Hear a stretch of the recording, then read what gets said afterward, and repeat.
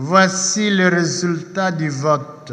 Sur 351 honorables députés qui ont pris part au vote, 349 ont voté oui. Un seul honorable député a voté non. Un seul honorable député a voté abstention. En conséquence, l'Assemblée nationale adopte le projet de loi modifiant et complétant la loi numéro 11/011 du 13 juillet 2011 relative aux finances publiques, telle que modifiée et complétée par la loi numéro 18/010 du 9 juillet 2018. Ainsi en ont décidé les députés nationaux. La loi relative aux finances publiques du 13 juillet 2011 vient d'être modifiée et complétée. 23 articles de cette ancienne loi ont été modifiés lors de cette plénière dans le souci de l'actualiser. Au cours de cette plénière, le projet de loi sous examen a apporté de modifications sur 5 grandes matières, à savoir l'orientation du budget, les dotations, la documentation budgétaire, l'échéance du bousculement et les suivis parlementaires. Apporté à la Chambre basse du Parlement par le ministre d'État et ministre du Budget, Aimé Bougie a, dans l'économie de ce projet de loi, fait savoir que cette loi se consacre à la gestion budgétaire axée sur le résultat en instaurant de budget programme qui est un mode de gestion par laquelle l'allocution du crédit budgétaire sera opérée au profit des actions à mener et dans le cadre de politiques publiques.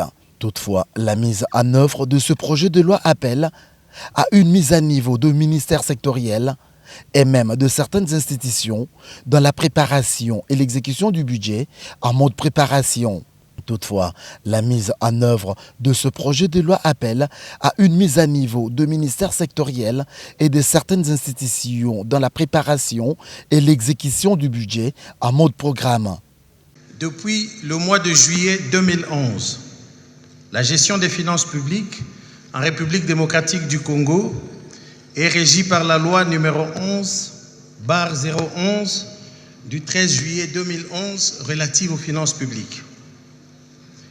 Cette loi consacre une gestion budgétaire axée sur les résultats, notamment à travers l'instauration des budgets programmes, mode de gestion par lequel l'allocation des crédits budgétaires est opérée au profit d'actions à mener dans le cadre des politiques publiques. À ce jour, les actions ci-après ont déjà été réalisées. Il s'agit notamment du renforcement du cadre juridique et institutionnel de gestion budgétaire en mode programme par la signature du décret numéro 22/37 du 29 octobre 2022 portant gouvernance budgétaire, du découpage des ministères en programmes budgétaires et du reclassement des organismes auxiliaires, de l'instauration de la démarche de la performance de la dépense publique avec la production des principaux référentiels de gestion, à savoir le guide de dialogue de gestion et le guide d'élaboration des projets annuels de performance et des rapports annuels de performance, de la consolidation des fondamentaux de la gestion des finances publiques par le renforcement des outils de programmation budgétaire, de l'expérimentation de l'exécution des dépenses publiques suivant l'approche de la déconcentration de l'ordonnancement dans 6 ministères pilotes qui sont le ministère de l'enseignement primaire, secondaire et technique, le ministère de la Santé publique, Hygiène et Prévention, le ministère des Infrastructures et Travaux publics, le ministère du Développement rural, le ministère de l'Agriculture, ainsi que le ministère des Pêches et de l'Élevage. Concernant le débat d'orientation budgétaire, il convient de relever que la loi relative aux finances publiques instaure l'organisation par le Parlement, au cours de la session budgétaire, d'un débat autour de la stratégie budgétaire du gouvernement contenus dans le cadre budgétaire à moyen terme. Dans les soucis de garantir l'efficacité du processus budgétaire, le gouvernement propose le réaménagement de la période indiquée pour la tenue du débat d'orientation budgétaire de la session de septembre pour la session de mars. Cela devra permettre au gouvernement de disposer du temps nécessaire pour intégrer dans le projet de loi des finances de l'année les recommandations pertinentes formulées par votre auguste Chambre. Ceci aura également pour avantage de rationaliser le débat parlementaire sur l'examen du projet de loi des finances dès lors que les préoccupations majeures des élus légitimes du peuple auront déjà été rencontrées. Cette loi, dont l'échéance légale du bousculement a été programmée au 1er janvier 2019, a été ramenée au 1er janvier 2024, dans le but de permettre au gouvernement de remplir les conditions de passage d'un budget moyen vers un budget programme, avec comme implication directe que la loi des finances 2024 soit produite en mode programme.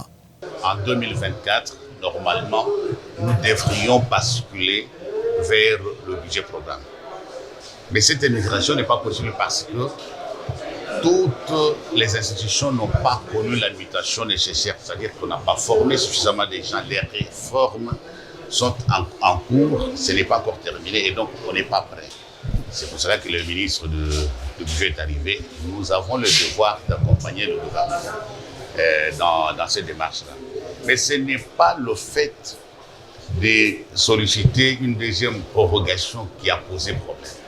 Le débat aujourd'hui, c'est parce que le ministre a voulu compléter la LOFIP avec des dispositions qui traitent des situations particulières qui surviennent dans l'exécution du budget, notamment la possibilité de transfert de crédit d'un projet à un autre. Là, nous sommes dans le budget d'investissement et des cas de virement de crédit dans le budget de fonctionnement.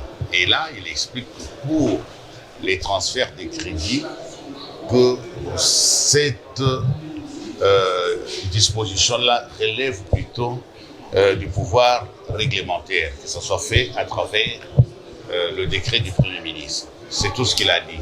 Ce sont des dispositions anciennes, ce sont des matières techniques, c'est comme cela que ça se passe à travers le monde.